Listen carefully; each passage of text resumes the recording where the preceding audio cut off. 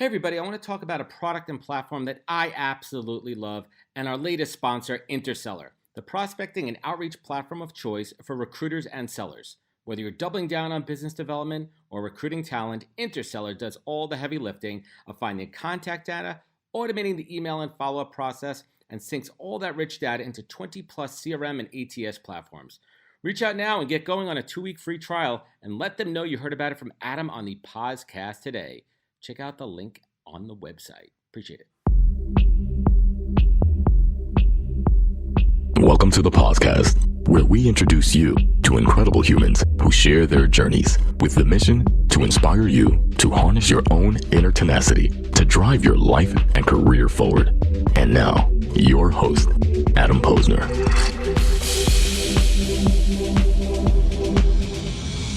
Hey everybody, welcome back to the podcast where I bring you the best and brightest from the world of business, marketing, personal growth, and talent access to help you harness your inner tenacity and drive your career forward. My guests today are Michael Sarraille and George Randle, two veterans that are leading the charge of military personnel, building stronger leadership and talent access. And they most recently co-authored the book, The Talent War, How Special Operations and Great Organizations Win on Talent, alongside Josh Cotton, continuing their legacy of expounding their military skill sets to the world of civilian business life. Michael is the founder and CEO of EF Overwatch, which acts as a talent acquisition organization for high-performance military personnel and veterans. And he has had a stellar 20-year career in Marine Recon and the Navy SEALs, including 10 combat deployments. He also has the Everyday Warrior column at Men's Journal, which focuses on self-improvement principles for a more general audience. And George is a managing partner at EF Overwatch alongside Michael. And he also headed talent acquisition at companies like TrueCar, Millennium Management. Now he heads up TA at ForcePoint as a contributor and speaker at the Talent War Group. That's a lot. I got to take a breath there. Let's ensure to mention his tremendous 20-year career in the U.S. Army. These guys have a ton of interesting things to say. We'll certainly dig into that. But really, we're going to talk about the Talent War, their experiences, and so much more. George, Michael, welcome to the podcast, gentlemen.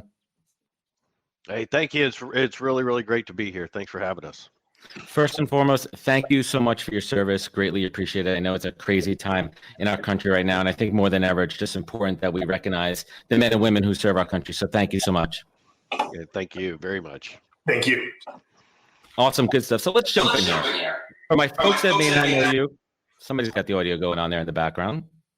There we go. So my folks that may not know you, let's just start off with a quick introduction. George, if you want to jump in first and just bring my tribe up to speed, tell us, how do we get from where we were, your time in the service, to where we are now in talent acquisition? Well, it's been a long, long hike, but the shortest version I give you, the oldest of 4 boys growing up in the Midwest, so I knew I was going to pay for my education, enlisted in the Army, had a very colorful attitude and mouth towards life. So somebody said, why don't you be an officer? So I spent about 8.5 active in the Army before I got out into the corporate world, and then fell backwards kind of into HR. It wasn't my first choice or anything I knew I was going to be interested in, but quickly fell in love with it. And due to the leadership and all of the things that the U.S. military gave me, it just allowed me to keep leading larger and larger organizations. So I've been head of TA a number of times, and then I had the great fortune to bump into my future co-author, my best friend, my brother, Mike, and just taken this journey to a whole new place. I love it. How'd you guys meet? Well, it was interesting. So a couple of things. I was listening to Mike on the Jocko podcast, but I was reaching out to connect with Mike because he had started EF Overwatch. And, the minute I looked into it, I was like, this is just genius. I like what he's doing. I want to be a part of it. I want to bring him into the companies that I'm working with. So we had breakfast, but as we started, bantering back and forth, it was very serendipitous. It was like, wait, we probably need to be working together on some level. So Mike invited me to kind of advise, and it just has taken off from there. And then later on, Mike calls me up one day and says, hey, we need to write a book. And I'm like, I'm in, let's go do it. Yeah, and we'll certainly get to the book in a little bit. And Mike, I'd love if you could bring us up to speed on your journey from serving our country to the world of talent and people. Yeah, absolutely. Thank you, Adam. Born and raised in San Francisco in the Bay Area. enlisted in the United States Marine Corps when out of high school, short stint in college, became a recon Marine and a scout sniper, and then learned that there was a special operations community known as US SOCOM. The Marines didn't belong to that at the time. They got a lot of the funding. They were first at the missions. And so I switched over to the Navy SEALs, served my remaining 15 years in the SEAL teams. I hit a total of 20 years and then retired.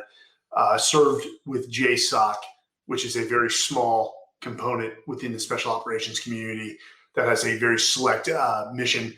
All the personnel are highly selected or go through a rigorous selection process. And then ultimately, having gone through that for 20 years, we all have an obsession with building high-performing teams, which is not easy. And I think that's where George and I share a passion. And having seen it in the business world, usually done poorly, George and I thought we could maybe give some best practices that businesses could take hold and implement on their level to start raising the game. Excellent. Appreciate that. And before we dig into the book and how you guys built the business and the ecosystem around it, how are your individual transitions from spending so much time, in the service to coming back to civilian life? What were some of the struggles? What were some of the challenges? Were there parts that were easier than others? Well, for me, and I know it's hard to tell, even though we're live, I am a little bit older than Mike. So my transition was pretty early. And there really wasn't the cottage industry of companies placing vets and things like that. And there was just such a lack of information. And actually, as part of my TA career, I built several veterans programs. And one of the reasons that I got into that was because it was so difficult for me to transition. It was hard to articulate the things that made me successful in the military. I knew would make me successful in the business world, but I didn't know how to articulate them. And there wasn't a lot of really, really good help. I did find a veteran firm that did help me out, but there's just so much that you don't know and so much that you think you know that's not right. And, Mike and I now are spending an awful lot of time, providing actionable information to veterans as they transition now. Yeah, and I think the misnomer is, the military is about, discipline, precision, process, and folks transition and they come out and they expect that in every organization that they're applying to, and there might be a gap there and they need to adjust to that. Have you guys found that, and how do you guys coach veterans coming out? Well, Mike and I, there's two parts. Mike and I kind of tag team most of the vets, and Mike is exceptional with the leadership instruction and transitioning those real elementary and critical leadership lessons and how to translate those into the business world. I'm giving them the interview and the career search skills, and so it's kind of this interesting dynamic. But Mike spends an awful lot of time, coaching those vets, helping them hone and nail down their leadership sides. Mike's just, he makes a world of difference helping candidates switch that mindset over to a business mindset. And Mike, where do you think it comes down when we're talking about interviewing? Where do you think some of the challenges may lie from that military mindset to the civilian mindset that may affect, a veteran candidate as they're progressing through the interview process? So I'm going to step back a little, Adam. Absolutely. That was the transition. It sucked. It's awful. It's horrible. Most veterans, I think the average time served is 4 years. I served 20. I loved what I did. I refrain from saying this in today's society because I might get cultured. I loved war. I loved it because of the purpose of we were attacked on 9/11.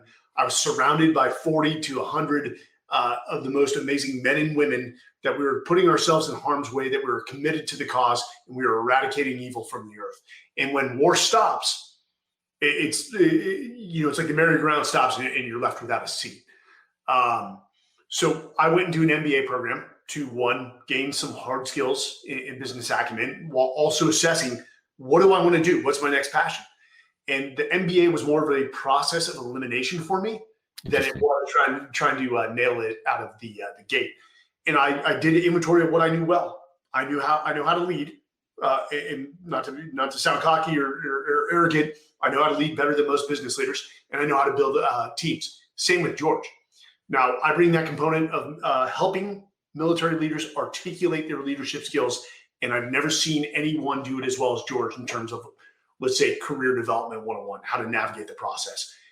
When you have 80,000 hires under your belt, you've got some experience, and George has taken some time to reflect, and he's honed his skills. So, in the interview process, to finally get to your question, it's translating. It's translating what you've done in the military and how it equates to value for an organization. Now, leadership for a lot of these military leaders, and let me be honest here, we use the word veteran. EF Overwatch works with like the top 5% of the military coming out. We work with military leaders with substantial leadership experience under their belt. So Right. These are very high-performing individuals. Leadership, as George often says, is almost muscle memory to them, and they don't know how to articulate it. They know how to put it into practice. They just haven't taken the time to reflect, to contextualize, and be able to explain it. I mean, the military at the end of the day is the world's greatest leadership development program for which no business can. And you have to be able to take a wrap off. You can tell I'm a pretty aggressive guy, build a relationship with the interview, and explain how the soft skills of leadership are more important than industry experience, and how it will not only multiply, but enhance the culture, but deliver results in victory for the organization. I love it. And that's so well said there too. And you said another word that really kind of stuck out to me is this word purpose. Do you find a lot of these, very accomplished senior leadership level folks in the military, how does that word purpose translate? Like you mentioned it before, you love serving the country, you had the cause there. How does that translate when they're going into a public or private organization? And how do they have a purpose of serving Coca-Cola? Like, who cares if they make their shareholders, $1 more? How do you translate purpose from such a value, heart-driven, patriotic cause into the public sector? George, let me take first swing at this. So, I think we're over-indexing on this thing called purpose and why. Do I want to be in executive search? If given the option of going back to war with my brothers and sisters in arms for a good cause, like going against ISIS, I would choose war every day of the week and twice on Sunday. But these are the circumstances I'm dealt with. You know what my purpose is and what we try to redefine for veterans? It's winning. No matter what obstacle or challenge you give me, I'm going to win. That's my purpose. And if I know I'm winning, I'm putting food on the table for my family. I'm putting money in the bank to save. I'm elevating or accelerating the opportunity for my children. That's my purpose. So, as veterans are looking at these different industries, find something that interests you, but is it ever going to replace the purpose that you felt in the military? No, absolutely not. Let's be realistic here. Let's be real about it. But you still have to enjoy. You still have to a certain degree. You still have to enjoy and be passionate about it. You want to know what I enjoy? I enjoy working with George Randle, and George Randle and I have an awesome team. We have our little office. That's our tribe.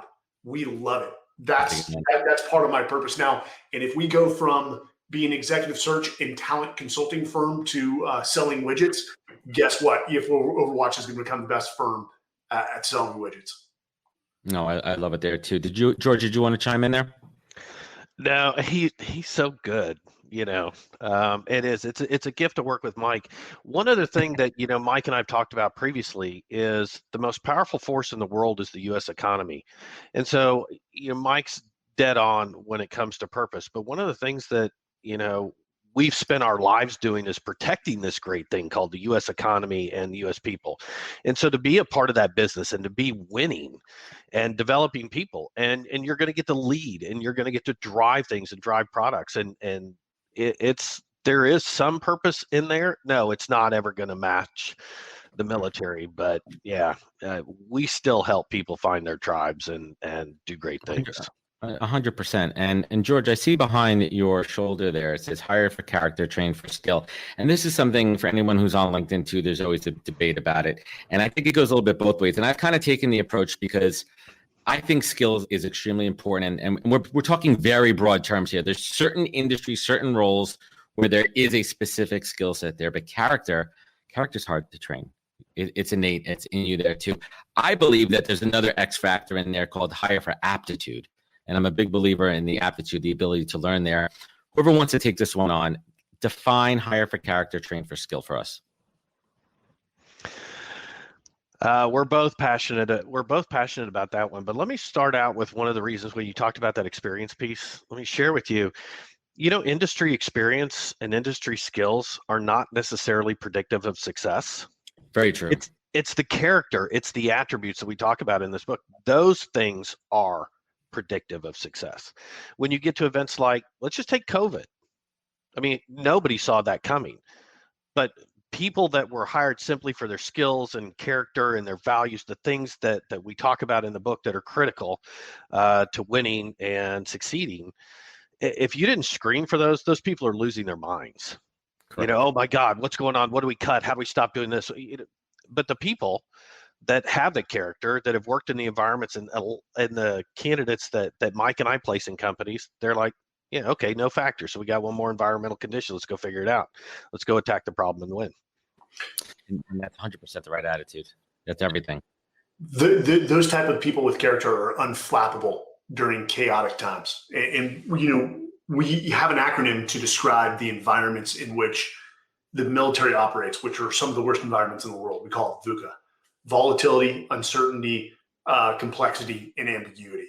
That totally defines what we're seeing in COVID now.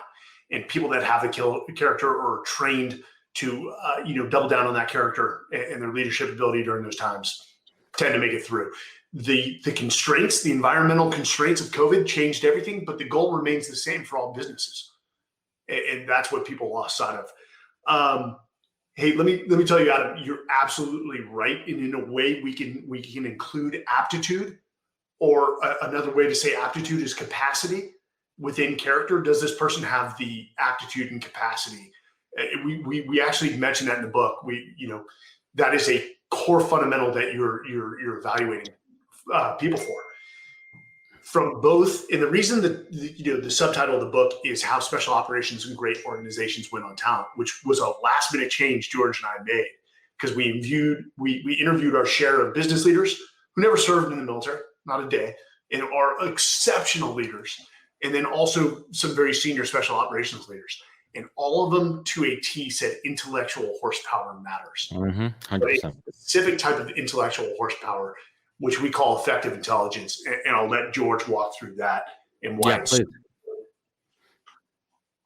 George, do you want to chime in on effective intelligence? Yeah. So let me, and like Mike says, let me back up a little bit. One of the critical things that we did is when we were looking across all of the special operations organizations, all of them have certain attributes that they're looking for. And what we did is boil them down to, the ones that were most consistent across all of the organizations. And effective intelligence, the really simple answer is that it's being able to put together the data points, all the things that you're seeing, all the versions of intelligence, whether that's imagery or people talking to you or data analysis, and solving a problem for which there is no book solution. Meaning you're one of those people that has the trait that can look at all of the things that are around them and come up with a way to attack that problem and solve it and win when there was no solution or that event had not occurred previously. That's fascinating. What do you think is the most underrated character piece for organizations when thinking about hiring? Wow, boy, Mike, I think that's the first time we've gotten that question. It's exceptional. What's interesting is that our attributes, while we list 9 of them, nobody's going to be on a scale of 1 to 10 in every one of them. And you're looking for different amounts per role. Like and there's a balance, right? Based on also the personality of the team that they're hiring for, what's going to jive in there too. I don't like to use the word fit. I like to use the word kind of jive in there. Yeah. So as an example, in a sales team, your drive, you're going to want that high, but you may not want that in your product development. The curiosity factor may need to be higher. So I will tell you the 2 things that I don't see and have not seen companies evaluate for of the attributes that we've listed. Number 1, believe it or not, is integrity. People just take it for granted. How do you measure integrity though? But sorry, it's I didn't mean to jump in there. You have to ask about it. Right. Is it give an example, or is it one of those kind of behavioral questions? No, Always interesting. You should absolutely ask people for examples of where they've had to tell the truth and possibly suffer adverse consequences, or somebody look at them Happened to me last differently. week. I'll tell you offline. They've had to hold the line on integrity. Integrity is non-negotiable as a trait, and it's absolutely essential in the military. And Michael talk about, high trust, low performers, or Trust. low trust, high performers. He'll talk about that in a little bit. But the other thing that is not evaluated, that's underrated, is humility, and it's absolutely critical to being a leader. You have to be open to that too. Yeah, Michael, it's interesting. I saw your post the other day about people that are great interviewers and then they're terrible performers, and it made me smile there too for a moment there, because there's been points early in my career before I had the self-awareness to really know what I was good at and what I sucked at, where I would come in and I would crush because I'm charismatic. I could get into an interview and connect with the interview on a personal level and take the interview in directions where it's more relatable and take it off course. And all of a sudden, the interviewer walks away like, Adam was great. We had a great conversation. I like him. But then they forgot to ask me questions about the day-to-day job or the skill set there too. And it made me laugh a little bit. What triggered that post for you? So, yes, are there great leaders out there that are gregarious and have these great personalities and make connections quick? Absolutely. What we saw in the SEAL teams, and I was actually talking with one of my peers that I came up with the SEAL teams, is we were talking about, not to be negative, a few officers that were high in likability. Everyone liked them. But when it came time to do the work, they would somehow disappear to go talk and build a relationship with somebody else while we were rolling up our sleeves and doing the real work. And so it was sort of we called them snake oil salesmen, is that in front of our senior officers, when you see the senior officers, they're like, that's an exceptional young officer. And we look at each other amongst peers, and we're like, that dude's the biggest dirtbag amongst all of us. He doesn't do anything. He just talks. Awesome. And so, that's what sort of precipitated that post. But again, when people start leaning towards likability, it goes back to culture fit, which in today's age, when people say culture fit, what they really mean is likability. Or is it someone like me? To integrate into our culture because everyone likes them, but we're willing to sacrifice performance because we like them. Hey, let me tell you, you hear a lot of business leaders today say, hey, we're trying to build families here. George and I are not trying to build family. George and I refer to each other as brothers, and we do believe that, but we know at the end of the day, we're not family. We are close friends. Within our organization, EF Overwatch, what we're trying to build is a high-performing team.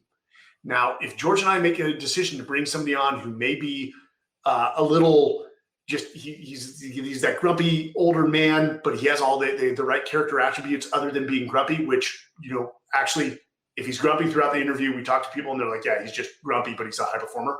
We're like, okay, he's authentic. I was about to say that. He's being his true self. You're getting who he is. Yeah, but if he delivers results, he or she, and gets along with the team, that's part of their sort of their true nature. That's fine. They've got a spot on our team. If you think all the SEALs in our platoon or our troop hung out with each other on the weekends, you'd be 100% wrong. Some of us didn't like each other, but as professionals, when we came in on Monday or we had a mission on our plate, we had the ability to put our likability factor to the side, operate as two high-performing members of the team, moving in the common direction to achieve a goal, and leave it at that. And that's what you're trying to achieve. So I don't care about a cocktail party. In fact, George and I, we don't sort of hold those events. We have team building events, but it's not about having, fun at a cocktail party with it. It's not the social sense of it. No, it's not. Yeah, excellent. Hey, Tribe, real quick shout out. I'm really excited to share with you a podcast I recently discovered called The Art of Excellence. The host, Glenn Zweig, does these really engaging deep dive interviews with people who have achieved extraordinary success across all walks of life. He's interviewed business leaders like John Mackey, the founder of Whole Foods, and has also interviewed well-known thought leaders like Neil deGrasse Tyson and Deepak Chopra. He's interviewed Scott Kelly, the astronaut, another guy who's a top Hollywood stuntman, and so much more. And Glenn has an insatiable curiosity and does a great job of bringing these people to life. You can find it at theartofexcellence.com or wherever you listen to podcasts. Check it out. Thanks. So let's jump into the book here, The Talent War. So, George, who is this book for and why should someone pick it up? Well, I think it's for any, Mike and I were trying to figure out how do we narrow down what is our audience, and really what it comes down to is leaders at all levels. It's for any company, big or small, because first of all, you're never going to be perfect in the pursuit of talent. You're always going to have something to learn. Whether you're a big company, you could be Google, you could be Dell, you could be HP, you could be any big company. Small to medium business, we really do think it helps immensely who don't have the benefit of having, the headcount or the operating room to have a top talent scout or top strategic HR function. But we have built this for leaders at every level, and we made sure that what Mike and I were conveying is that this is a relentless pursuit of the most important thing, the only true competitive advantage you can hope to achieve, and that is talent. Yeah, I mean, 100% there. So let's talk about, you guys saw this need, something to be fixed in the civilian workforce that's relatable with a lot of your military background. What were some of those elements that needed to be fixed? I mean, listen, we could spend all day on this live stream and talk about what's wrong with the talent acquisition process. It's flawed. It's broken. Is it repairable? I think so. But let's get back to talking about what was that gap? What was that delta in the civilian workforce? Talent mindset. What does that mean? It is an utter lack of a talent mindset, and it's almost a bit of arrogance. So, how so? Special operations understands that the number one reason for all their success and all their failures is people. It always has been, it always will be. Special operations operates off a set of what we call special operations forces truths, as in an axiom. These are known to be true. And each of the 5 axioms revolve around people. People are your greatest resource. Quality over quantity. Great leaders can't be produced in times of emergency. Things along those lines. You look at the business world as a whole, and there's a total lack of a talent mindset.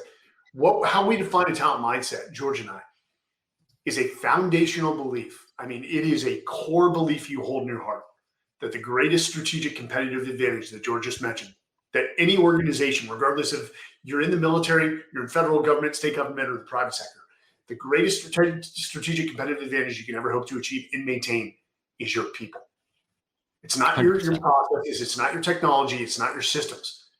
People commercialize technologies. People bring them to market. People deal with customers. People seize opportunities. People solve problems. And that's why you want and always should be striving for a rock star in every single position in your company, much like special operations does. Michael, why do you think some companies sacrifice and they scramble and they don't wait out the process, they don't vet more, they don't continue to search longer? Why do you think some companies jump at the first decent candidate? They don't know any better. You show me an MBA program amongst the top 10 MBA programs that have a robust program in how to hire people and build high-performing teams. It doesn't exist. It's not a core competency. Oh, and trust me, I love when deans from MBA schools say, we produce leaders. I'll be the first to be in the front row saying, no, you don't. You produce business practitioners. You produce very good business practitioners. I don't think they're teaching leadership in MBA programs. I think they're teaching the business mindset and the book smarts there. Always be wary of who's teaching leadership. Always look at the person that's teaching leadership. There are some great professors. I went to the University of Texas McCombs. There are some great professors there. Some of them were not great leaders. They know their stuff, but these are not gentlemen and women I would want to work for. And so, guys, the business world is not trained in this. I mean, you go through this as part of the onboarding process within the military. And if you stay in the military long enough, you're going to have to rotate amongst leading people on the battlefield, amongst leading training. Sometimes you end up in supply chain management and logistics, even though you're a Navy SEAL. I mean, you are a well-rounded general manager. That's what we produce. But amongst all those, you learn in your time in the military how to build high-performing teams. The business world is just not an organic skill, and it's often not a concern. There is a total, and George will step in here, there is a total de-emphasis of the human resources function. I mean, it is not viewed as a strategic function. And that's where a lot of companies go wrong. Because again, it's just administrative. Yeah, what MBA program has an HR track. They've got a finance track, they have a sales track, they have a marketing track. Where's the HR track? When you get a very good CHRO, your organization operates completely different from your competitors. It's about putting people first. Yeah. I mean, I'm in a lucky position where I get to have many of these conversations with like-minded folks like yourself. And the common denominator is putting people first. And when organizations do that, they succeed. When they invest into it financially, when they put the time, resources, dividends, let's call it what it is, the profits skyrocket when you focus on the people there. But you mentioned something interesting, and George, I'd love your take on this. Does creating strong leaders follow a repeatable process? Creating strong leaders or talent? Because I think both do. Having processes that invest in talent or invest in selecting talent, yeah, the more that you standardize those. Now, when we say standardize, one part of that standardization is understanding that you're always improving, that you have a feedback loop, that you're always, whether that's leadership development or whether that's talent acquisition and securing talent, you're always humble enough to say, okay, how could I have done this better? How could I improve this process? How do I make that change? So absolutely. And I wanted to share, one of the quotes that we put in the book when you were talking about people first. So one of the great CHROs that we got to interview, and it was such a gift to work for her, was Tracy Keogh. And she's the CHRO of HP.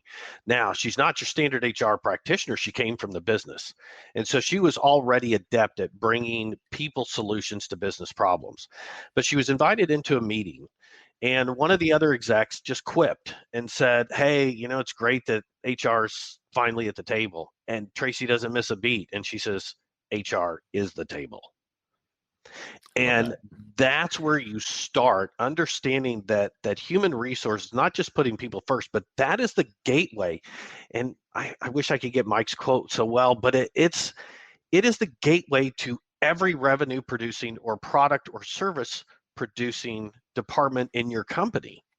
But to your point, you said earlier, it's looked at as administrative or compliance or just a place for your benefits and your payroll. It's not strategic. And that's one of the problems secondary to not having a talent mindset where companies go wrong. Right, absolutely. It's a true differentiator. So let me ask you guys a question. How do you hire for your company? What are one or two of those go-to interview questions that you tried and true every single time for you to really suss out character?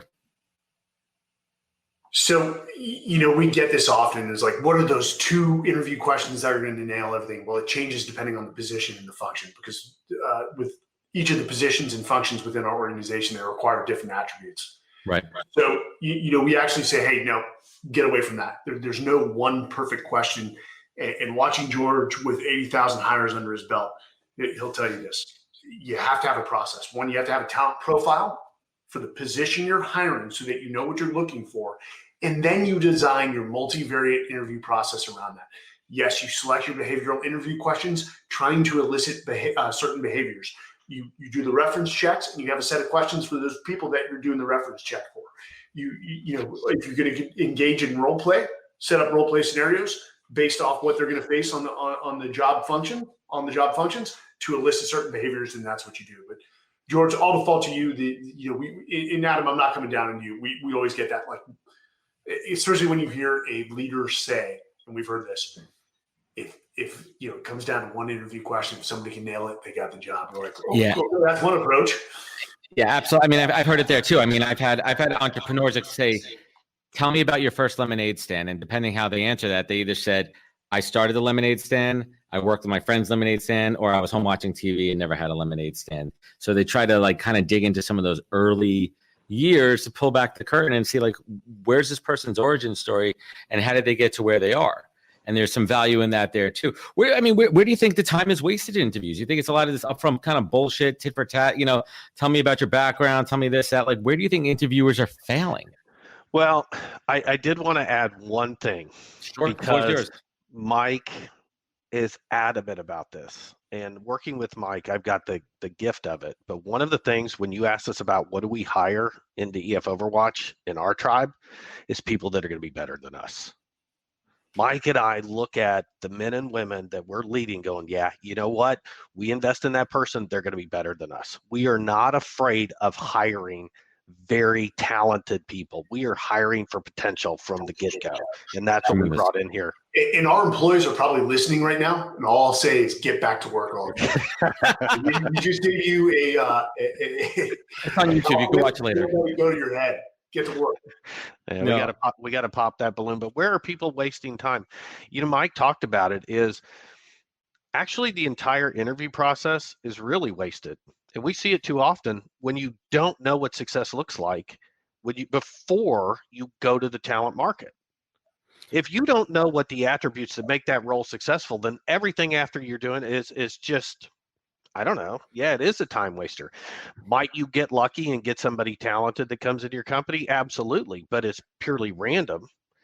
And yeah, are you going to suss out a few of the characteristics? And you know, but it starts with knowing what success is. And if you don't, then everything after that is really a time waster. You're going to get what we call a butt in a seat. Yeah, and you're going to hope that whatever questions you came up with and whatever you saw is talent. No, I love it there. And I want to leave some room here for some questions at the end. So I'm going to bring it home. And I want to ask about, the shutdown here, right? And for both of you, as people whose jobs it is to evaluate other people's mindset, what do you think about this shutdown really has made it challenging for some folks who have been optimistic and they've been optimistic their entire lives and their entire career? How do you gauge their mindset now, in this small bubble and small window versus the bigger picture of their background? Well, how do we gauge people or how do we look at people now with the shutdown? When Mike and I are evaluating people, when we look for those attributes, that positive drive, that unrelenting quest to be better that stems from humility, that they can be it doesn't matter the environmental conditions. Those are no quit people. The people that we put in front of our clients, COVID, so there's a second COVID wave. There's a third COVID wave. It's going to be here for a while. These people are absolutely resilient, which is one of the traits that we talk about in the book.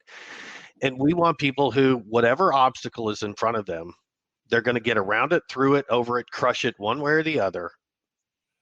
Nothing matters. They are just no quit people. Mike, my word is tenacity. If I was going to put my number one character, I'm inquisitive and tenacious. Those are my words there. What is your one word, Mike? It's humility. Yes, and it's hard to pick one, guys. High performing people require drive, which means they also have a bit of narcissism. But humility, grit, resilience. I mean, it's hard to select one, but humility is a core attribute for us. The person's past, their experience will show whether they had success or not across multiple industries. But ultimately, I want to see how self-reflective a person is, and if they've truly taken time to reflect on their failures, if they've taken the actions to learn from them, and then taken action to change certain behaviors to move away from making that same mistake. No, I love it. And what would you say is the one key takeaway you want someone to get from this book? The one key takeaway you want someone to get from this book? Have the conversation. Is read the book amongst key leaders within your organization and sit down, because I guarantee you 90% of the businesses out there have not taken the time to have a true, candid conversation about the talent design within their organization. Not only from how they hire, what they're looking for, but how they conduct talent management, succession planning, looking at gaps, and truly taking a hard look and being honest with themselves about talent. If we can get business leaders to have that conversation just by reading this book, we've helped them take the first step of what will probably be hundreds of thousands of steps in the right direction. Right. Wow, I love it there. George, what does the word authentic mean to you? What you see is what you get. It's as simple as that. That's big. It's not even complicated. And authenticity is, when you've been assessing talent like Mike and I have for decades, It comes at you quick, but we're always on guard for those people with the likability factor and stuff. But we always want to see, because we can always work with something when we know exactly what it is we're looking at. When we see exactly in front of us is what it is, and it's not trying to pretend to be something else, some false front, that authenticity is valuable. Oh, that's big there. Mike, what is it? I'm going to ask both of you guys this one. This is my masterclass, right? This podcast that I do, this live stream, the opportunity that I have to talk to amazing, accomplished gentlemen like yourself, amazing men and women out there. I mean, for me, I learned through osmosis. Mike, what is the single greatest piece of advice that you've ever received that you take action on every single day of your life? Of course, that's my old man. Life is a mystery to be lived, not a puzzle to be solved. And it goes back to that self-reflection. Hey, basically what he said is failure is part of the process. You're going to have plans. Life is going to throw you for a loop. Stay in the moment, reflect, learn, adjust if need be, but continue moving on. And when he told me that later, quite frankly, later in my SEAL career, because I'd hit a number of obstacles, namely losing people, he threw that at me, and it stunned me. And when you think about that, life is a mystery to be lived. And that does not abdicate you from giving 100% at everything you do, but understand that things will not always work out in your favor. And it's your job as a leader. True leaders embrace that, learn from it, readjust, and then get back in the arena. And so, I got that later. That's the best piece of advice I've gotten. Again, that's tremendous. George, same question. It's interesting. Mike and I had very wise fathers, and we grew up with that in our worlds. My dad, of course, my son has corrected me since, because my kids are older. My dad said, it doesn't matter what you think, it doesn't matter what you do. Sun's coming up tomorrow. How you greet it, how you tackle it's up to you. But worrying about whether the sun comes up, worthless. Get after it. Go do it. Go do what you absolutely want to do. And the second piece was, as my dad said, to always make sure that the people that are family, that are part of your tribe, that you let them know, how you feel. Don't wait. Don't ever wait. And so those two things for me are always guideposts, and hope to always put them in place every single day. I love it. And last but not least, both of you have been on roller coasters of lives. You've seen shit that some of us, God willing, will never see in our lives. You've experienced things that most folks should and never will. And you've experienced the lows, the very lows. You've seen the worst of humanity, but in the same breath, you've also seen the best of humanity. And you've transitioned out of the military, and now you're giving back so much. And I would love to ask both of you, what do you look to pull you up when you've been down, when you've been in those dark places, when you've been in those environments, and those, you mentioned before, all these things that are completely out of your control? What do you look to pull you up when you're at your lowest? And what do you look back on to show gratitude? Mike and George, what are your North Stars? Whoever wants to go first here. I'll go first. So who do I look to?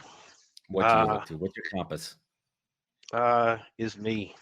And I don't mean that from a selfish standpoint, meaning, what do I look to? It's who am I today in the world, and who am I going to be? Who do I want to be? Who am I going to go drive to be? So even in the worst of times, I always look at myself and say, you could do this, you can get better. But as much as I say that, I've been fortunate to have so many people around me that are examples. And now I have one in Mike, where anytime that I get that self-doubt and I'm not trusting myself that I can make it through whatever confronts me, I have great examples in my brother Mike, and, Carly, who works with us, sister in arms. And those are the people that I can look to and go, yeah, all right, remind me to get after it and go tackle the world. Well, Mike. So, beyond my computer here, up on the wall, in terms of hard times, lost a lot of brothers in arms. And one in particular is on my wall, a picture of Michael Mansour, who was a young Navy SEAL from Southern California, jumping on a grenade 3 feet from me and another brother in arms to save him and I. So Michael gave his life, saving myself and the other SEAL, and allowed us to go back to our families. So, it is a burden that a lot of combat vets carry, the memory of the fallen. But it's also a reminder that your job is to live in their memory now, is to keep achieving and living a life of impact. And by impact, I mean the impact and influence you have on other people in a positive manner. So that's sort of my North Star. And then, having come out of the military after 10 combat deployments, that's not exactly easy. I met an amazing woman who's changed my outlook. She's younger than me, but that doesn't matter. Again, it just means she has less life experience, but her mindset is just contagious. And that's my wife, Jordan. And I know George, his wife, Christina, is his mentor and sage. It gives sage advice in a lot of aspects. That's everything. And gentlemen, I want to hang tight for a moment because I want to take some questions from the crowd here, but I do want to sign off on the proper podcast. So bear with me one moment. First and foremost, thank you again for your service. Thank you again for your time. Thank you so much for sharing your wealth of information. I appreciate it. I urge everyone out there to pick up the book and learn more, and they can go to thetalentwar.com. Find Michael and George on LinkedIn. And everyone listening and watching, thank you for joining us on the podcast. You know where to find us at thepodcast.com. Remember, if you like this show, please leave a review, a rating, share it with your friends. We greatly appreciate it. Remember, wash your hands, stay 6 feet apart, and catch us next week for another great episode of the podcast. Wisdom is forever, but for us, it's time to go. Thank you for joining us. Luckily, we'll be back with our next episode soon, jam-packed with more incredible humans.